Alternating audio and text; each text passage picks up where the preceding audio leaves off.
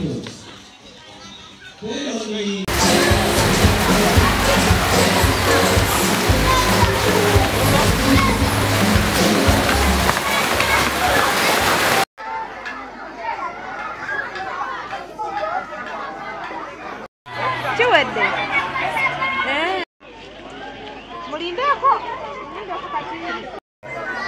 you are very honest. Fene. Ebo amanye fene. Fene. Oiga mumani.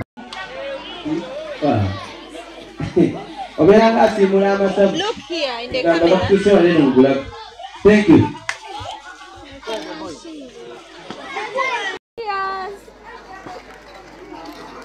Please. Wow. Potete to go for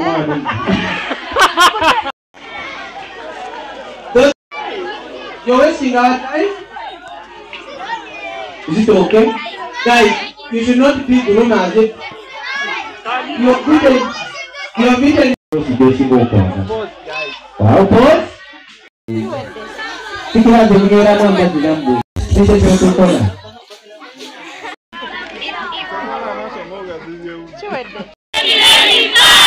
Wow, smile. Boy, Musamali Barnabas, head teacher wa Alto Junior School. Njagala kwebaza abazadde emuze leero obadde dedication day okuwaayo sala zammwe ku baana. Ebale nnyo ebadde ddala. Era kati aba P7 tubawaddeyo eri Mukama agenda abasobozeza okukola bigezo byabwe byakamalirizo bye bayita PLE. Tubasaba abaana bwe bagenda waka bagenda tubasaba abaana mubakuume abaana mubeere nga mubateekamu empisa mubeere nnyo nga mubawa obudde obw'okugenda mu kanisa bamenye Katonda because omusingi gwaffe wano ku Alto tubadde tubayigiriza okwewaayo eri Mukama asobola byonna. So abazadde mwebale nnyo okusasula school fees. Abazadde tubebaza byonna bimuwadde abaana bammwe byetaago byabwe. Tubasaba nti mweyongere okutuweereza abaana ku Alto Junior School because tugunjula abaana balina empisa nnungi, abaana balya bulungi, dayate yaffe abaana balya miruzi 5 buli lunaku. Tubasaba mweyongere okutuweereza abo abakyali abato mu lower classes. Registration etandise okuva obubaka buno bugendera abayizi abagenda mu secondary level. Mubeere nnyo mu curriculum empya eno gye baleese mu secondary y'okukola nga mwebaza abasomesa bammwe babawadde. Era nnyo mubeere n'omutima okwosalutinga. Era ekyo kigenda kubasobozeza mubeerewo nga mukola bulungi still. Tubasabira mukuume empisa mukuume n'eddembe eri bwe mugenda mu secondary. Mubadde baana balungi mweyongere n'empisa ezo. Mara ne balya mmere emala buluvannyuma lwa ssaawa 2 omwana abaako kyalya. Abazadde, this is advice to you by the way. Abazadde waliwo juice sijja kumwogera. Juice bamutunda 5 abeera mu giraasi bweti naye bamutunda siringizi 5. Juice oyo weebuuze bwebanga bamutunda 5 kontena yameka? Juice yennyini wameka? Amazzi ge bakozesa gameka? Parking yameka? Juice oyo atukoze bubi nnyo by the way. Typhoid is the source. Oba omumanyi sijja kwogera wano bajja kunsiba. Tomugula. Gula juice agenda okuyamba mwana wo. Kyokubiri alusaazi ziyitiridde mu masomero. Oba ojja kutunuulira ojja kulaba nti n'abaana naku zino omwana kuva ssaawa 1 paka ssaawa 7 alya emirundi 3. Kuva ssaawa 1 paka ssaawa 7 n'anywa caayi n'anywa obuugi n'alya lunch. Naye kuva ku ssaawa 7 paka ssaawa 2 z'ekiro omwana alyamu omulundi ogwo. Era alusaazi zisusse ekyo boolaba ffe ssaawa 10 n'ekitundu tubawo buugi bwa soya. Naye bw'oba ogenze mu secondary abaana bammwe bannange matwale mu masomero webafumba mmere omwana nanywako obuugi saawa 4 nalya baako kyalya otherwise abaana mujja kufuna ebizibu ate alusazivemu kansa. That is the biggest problem, Reverend, that is around the schools.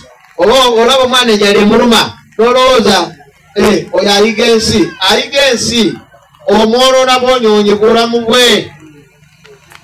Olwo omuzadde waffe abadde wano ava budduude eyo nawali omwana abadde eyo mu kyalo eyo senior 2 agamba abadde ali mulwadde alusaz ne bamutwala wa Mulago era bamukubira essimu yafudde mwana wa senior 2.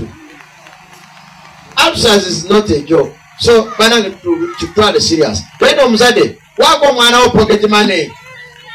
Waliwo abazadde abalina abaana mu masomero amalala naye basooka kusasula eri fees eno gye basemba. Pocket money batwala eri eno gye basemba. Waluto abo balina mmere ekituufu tulina mmere kadeni yaffe eri wali wansi era muwogo tubafumbira kiro ku makya ne banywera ku kyayi naye abaana mubayeko pocket money bannange mwe waka mulya ne mulyako kyenkya micomo ne mulya bazadde naye abaana temwagala kuba pocket money. Omwana bakubira essimu n'otunulanga we n'oli munyiivu gwokolerera ki? Waliwo abazadde bano bannange ensima nnyo bw'okuba bwoti simu n'omugamba waayi jangu wano Tata Blessing bannange Mama Spencer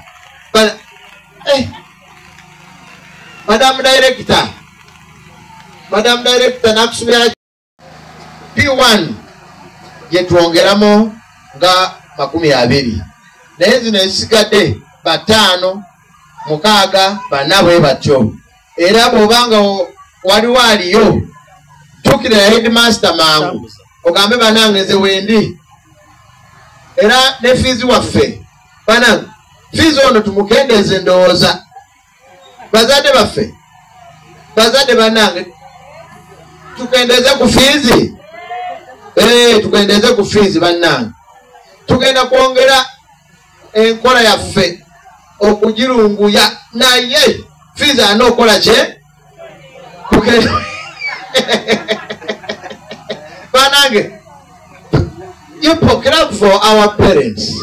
They are saying and they have decided they have said we reduce the fees.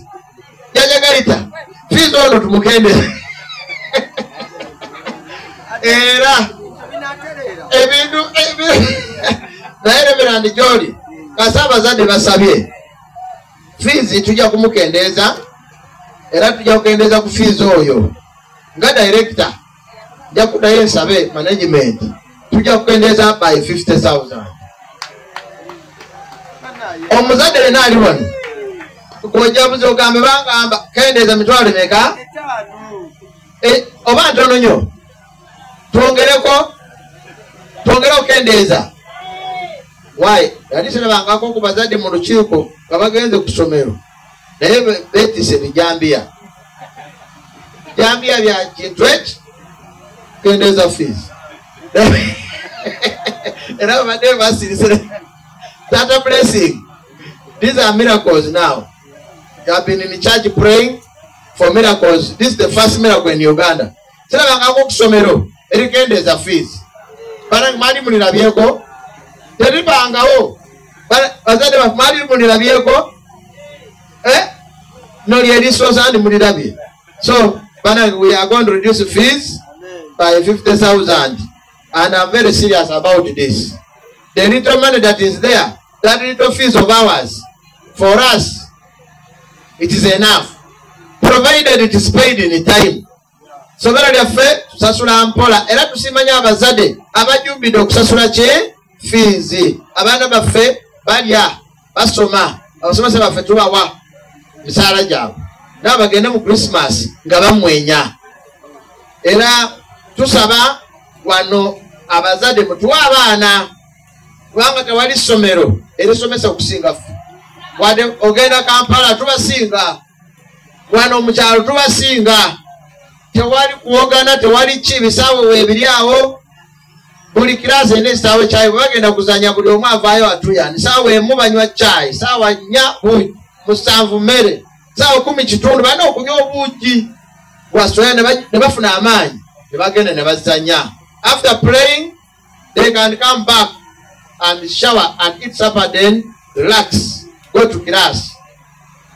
Waliwo amasomero omwana n'abeera mu day n'atambula ne bamuwa homework n'abeera ku homework awaka atuuka saawa 4 akole homework paka saawa 6 aba kumala kukola homework yeebaka bw'ati saawa 11 school van ekuleka. Banange ffe tetulina school van era nze sikikola. Lwaki? Omwana wadde abonaabona nnyo.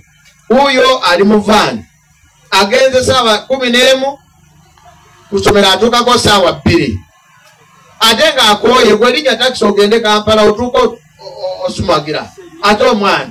So in that case ffe tetulina school van ku lwekyo era ayagade amuyingiza mu kisulo tukwatirako kubanga ona sente za van nga bwe mumanyi then yongera ku fees omwana ayingire mu kisulo kubanga obagala ku Friday omutwale omweyo nkoko waka naye bano nkoko obumu balya enkoko n'amagi kali bwebanga omwadde enkoko yo katejja kukkiriza. So abaana babeere nga bakola ki nga basoma omwana okwebaka saawa 2 zigenda in whatever they are struggling to achieve, but we expect good results.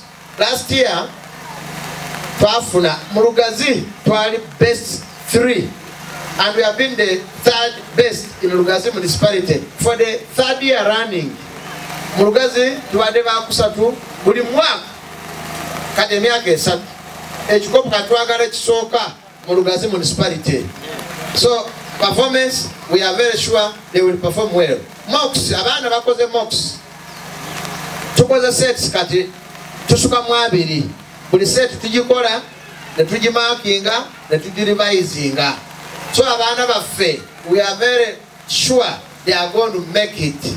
And therefore candidates and the teachers get set. We have got our speech day. Reverend Abada alese batop class. Era nenda banga bagira bwe bajetegeka reba tujja kwetaaga komawo nga 15 tujja kubeera.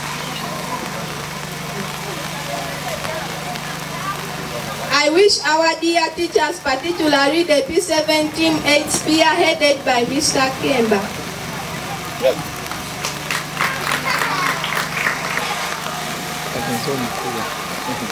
Our candidates, our parents standing ovation. You may sit down. To our parents and guardians, we are grateful for the trust you have placed to us, your children.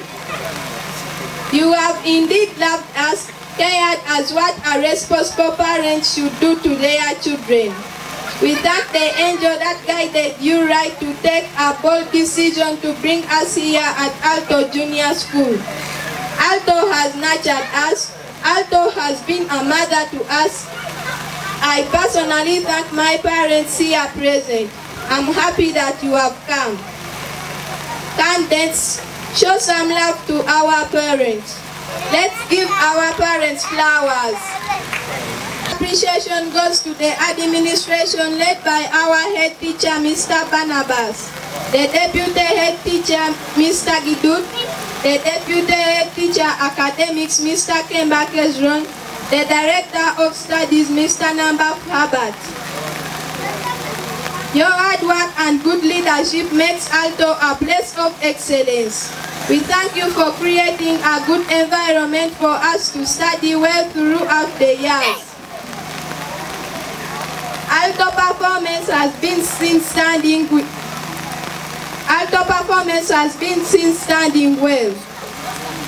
We promise to play both striking and defensive role to keep the good record of Alto academics. Excellence. Besides the number of guidance and counseling sections, you have taken us through. You have taken our second home and will forever be our home.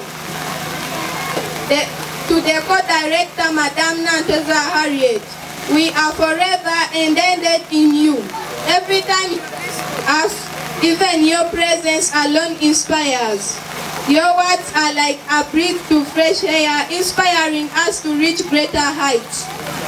You ignite a fire within us, a fire of hope, a fire of hard work, and a fire of success. We have walked a life of meditation on your fruitful words of encouragement, but still a challenge set on us on how to keep them for our consumption for today, tomorrow, and our eternal life. Proverbs chapter 22 verse 6 is our reference.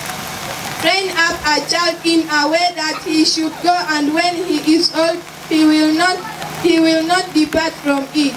We promise to keep your kind words. Let's give a big round of applause to the co-director. Co-director Mr. Sakari Grigori for establishing a school, a place that has shaped us, nurtured us, and provided us with a solid foundation for the future. We are forever grateful for Alto Junior School. Indeed, we thank you for leading us through this section. Your presence, your prayers, your blessings. Oh, why? I don't know. I need them. Again.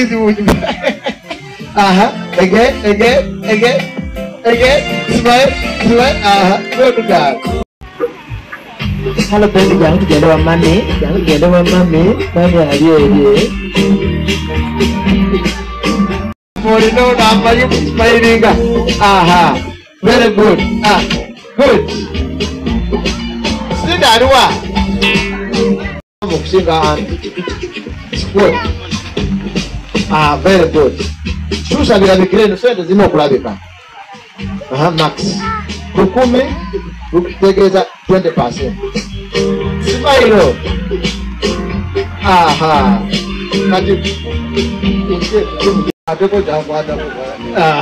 Smile.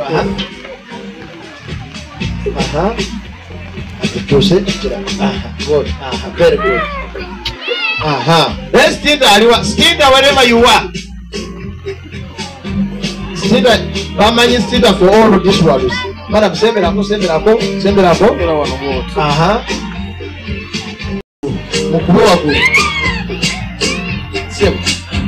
These success cards are successful.